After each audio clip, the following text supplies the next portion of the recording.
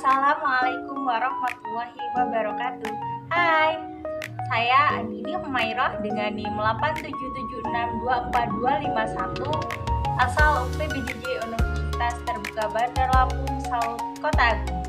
Di sini saya akan melakukan praktikum mengenai struktur sistem pencernaan.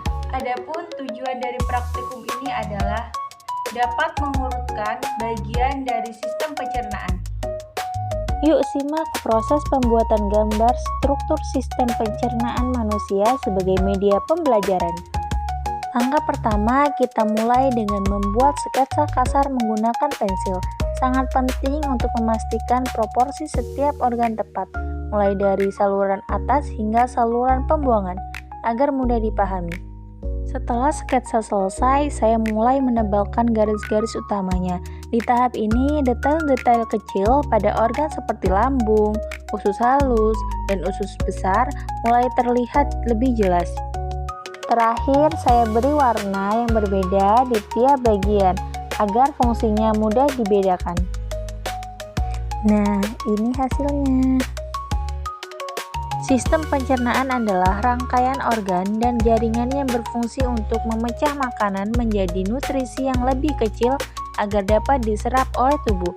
Proses ini melibatkan dua mekanisme utama, pencernaan mekanik dan pencernaan kimiawi.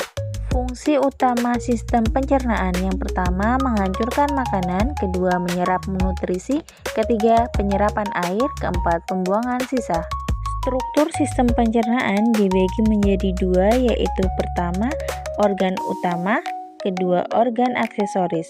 Organ utama terdiri dari mulut, kerongkongan, lambung, usus halus, usus besar, rektum, dan anus.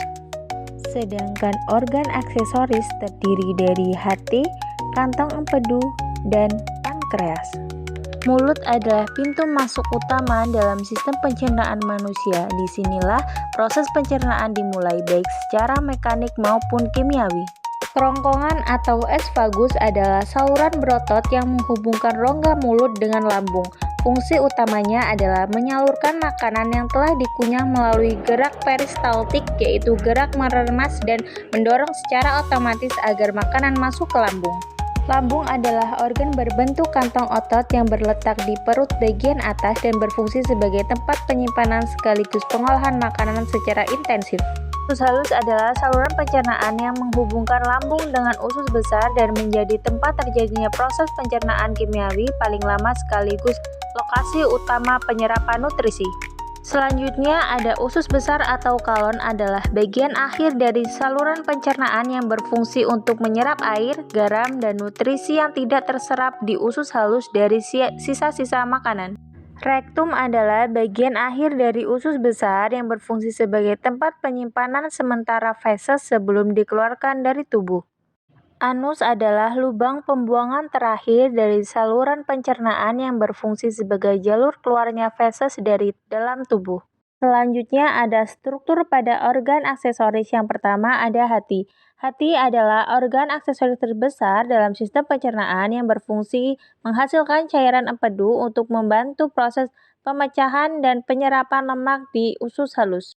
Kedua, ada kantong empedu. Kantong empedu adalah organ kecil berbentuk buah pir yang terletak di bawah hati dan berfungsi untuk menyimpan serta memekatkan cairan empedu yang dihasilkan oleh hati. Yang ketiga, ada pankreas. Pankreas adalah kelenjar memanjang yang terletak di belakang lambung dan memiliki peran ganda sebagai organ pencernaan sekaligus organ endokrin.